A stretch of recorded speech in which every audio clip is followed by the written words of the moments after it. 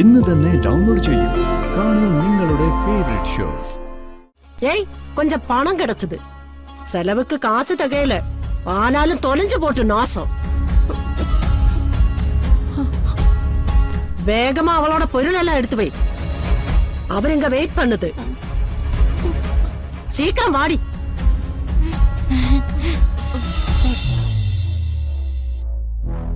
നീ എന്താ ഇവിടെ വന്നിരിക്കുന്നെ?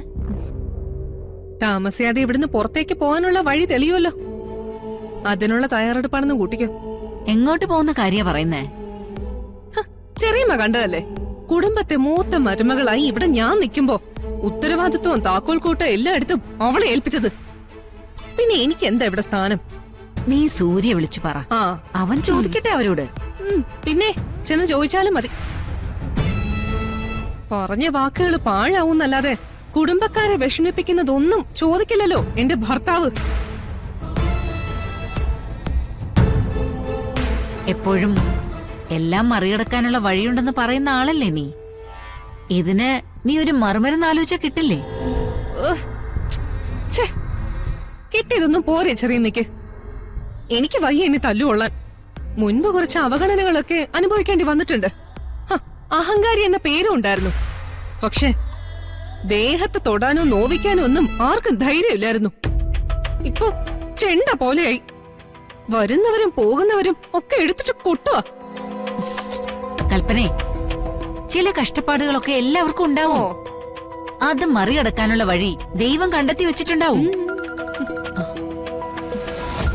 ഗൗതമാണല്ലോ. ഹലോ, എവിടെയാടാ നീ? അമ്മേ, ഞാൻ ഒരു പ്രധാന കാര്യം പറയാനാ വിളിച്ചത്. എന്താ? ഞാനിപ്പോ ഒരു യാത്രയിലാ. യാത്രയിലെന്ന് വെച്ചാ അമ്മയുടെ സങ്കടങ്ങൾക്ക് മോചനം തേടിയുള്ള യാത്ര. ഓ, മനസ്സിലായി. ചെയ്യാനുള്ള കാര്യങ്ങളിൽ നിന്ന് ഒഴിഞ്ഞു മാറാൻ സന്യാസം വല്ലത് സ്വീകരിച്ചു കാണും.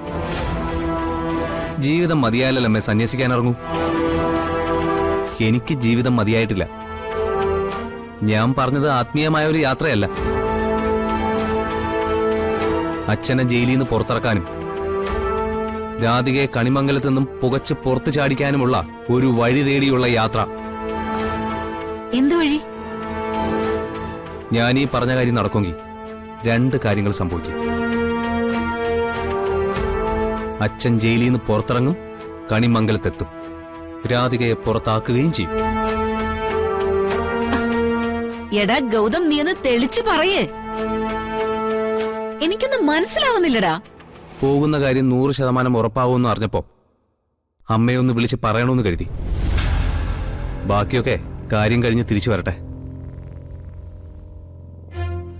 Hello Gautam, Gautam, hello.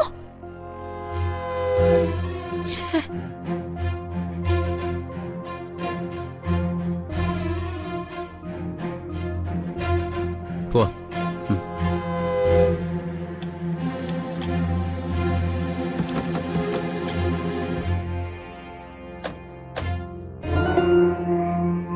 അതെന്താ ചെറിയമ്മ അങ്ങനൊരു കാര്യം? ചെറിയച്ഛനെ ജയിലിൽ നിന്ന് പുറത്തിറക്കാനും രാധിക ഇവിടുന്ന് പുറത്താക്കാനും പറ്റുന്നത് ചുമ്മാ പറയുന്നായിരിക്കും അല്ലേ? എനിക്കൊന്നും പിടികിട്ടിയില്ല. അവനാണെങ്കി ഫോൺ കട്ട് ചെയ്തു. പക്ഷേ അവൻ നല്ല ഉറപ്പിച്ച പറഞ്ഞത്. ആഹാ, ഗൗതത്തിന്റെ ഉറപ്പല്ലേ? രാധിക നാളെ പ്രഭാതം കാണില്ല എന്ന് അവൻ ഇത്ര തവണ പറഞ്ഞിട്ടുണ്ട്. എന്നിട്ട് പിറ്റേന്ന് രാവിലെ രാധിക എണീറ്റ് നടക്കുന്നതും കാണാം, അവൻ കൂർക്കം വലിച്ചു കിടന്നുറങ്ങുന്നതും കാണാം. പിന്നെയും ചില മണ്ടത്തരങ്ങളിൽ ചെന്ന് ചാടാതിരുന്നാ മതി. എന്ത് മണ്ടത്തരമായാലും അവന്റെ അച്ഛനെ രക്ഷിക്കാൻ ഒരു മാർഗം ഉണ്ടെങ്കിൽ അവനത് ചെയ്യട്ടെ. എന്നും തോൽക്കാൻ വിധിക്കപ്പെട്ടവനല്ലല്ലോ അവൻ. ഒരു ദിവസം അവനും ജയിക്കും. ചിലപ്പോ ഈ പറഞ്ഞതായിരിക്കും അവന് ജയിക്കാനുള്ള ഒരു അവസരം.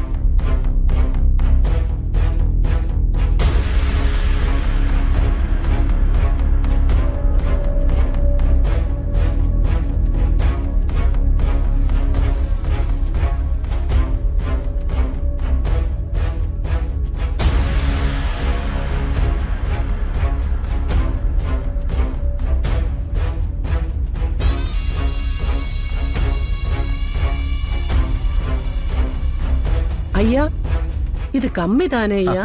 പെൺകുട്ടിയെ ഭ്രാന്തമായിട്ട് തരാന്നല്ലേ പറഞ്ഞത്. അത് നിന്നെ കൊണ്ട് സാധിച്ചില്ല. സേട്ട് പറയുന്ന കണക്ക് നീ അങ്ങ് കേട്ടാ മതി. അയ്യാ കൊഞ്ചം കൂടെ. സേട്ടുമായിട്ട് നീ ഇന്നും ഇന്നലെയും തുടങ്ങിയ കച്ചവടമല്ലല്ലോ. അടുത്ത കച്ചവടത്തിന്റെ ലാഭം നീ എടുത്തോ. തൽക്കാലം ഇത് മതി. മനസ്സിലായ? சரிங்க ஐயா, கொஞ்சம் வெயிட் பண்ணுங்க, அவ ரெடி ஆகுது. അവളെ സൗന്ദര്യ മത്സരത്തിനൊന്നുമല്ല കൊണ്ടുവന്നത്. നീ വരാൻ പറ, ഞങ്ങളവിടെ വെയിറ്റ് ചെയ്യാം.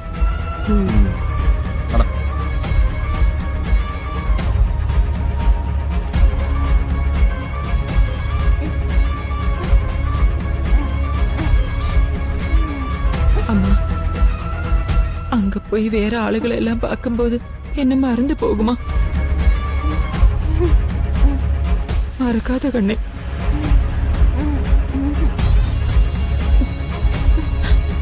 அம்மாவுக்கு உங்களை தடையான் பറ്റാது. அதான் விட்டு கொடுக்குது. இல்லைன்னா இல்லனா இல்லனா என்ன பண்ணுவேன்? ஏய், கொஞ்சம் பணம் கிடைச்சது. செலவுக்கு காசு தகையில, ஆனாலும் தொலைஞ்சு போட்டு நாசம். வேகமா அவளோட பொருள் எல்லாம் எடுத்து வை. அவர் இங்க வெயிட் பண்ணுது. சீக்கிரம் வாடி.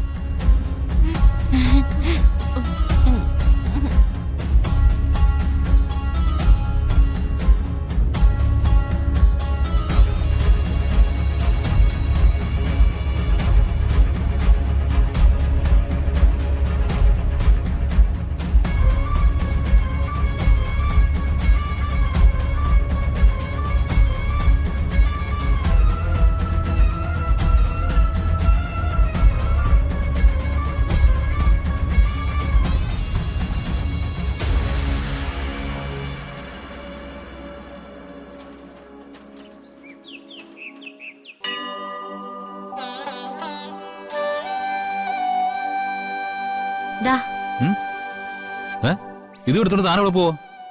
ഞാനൊരിടത്തും പോകുന്നില്ല. ഇത് വരുണ്ണ കൊണ്ടുപോകാനുള്ളതാ. അയ്യേ, ഓഫീസിലേക്ക് ഇലയും കൊണ്ടൊക്കെ പോവാനോ? ആ, എന്നാ പിന്നെ ഒരു വാഴയും കൂടി വിട്ടുവെച്ച പോരായിരുന്നോ? ഓ, വാഴയില അങ്ങനെ കളിയാക്കൊന്നും വേണ്ട. എന്നിട്ട് നിങ്ങള് വലിയ വലിയ ഓഫീസർമാര് വാഴയിലയിൽ ഊണുന്ന സ്ഥലത്തേക്ക് പ്രത്യേകം വണ്ടി ഓടിച്ചൊക്കെ പോകുന്ന അത് പോട്ടെ. എടോ, ഇതൊന്നും എനിക്ക് ശീലമില്ല. ഇനി ശീലിക്കണം.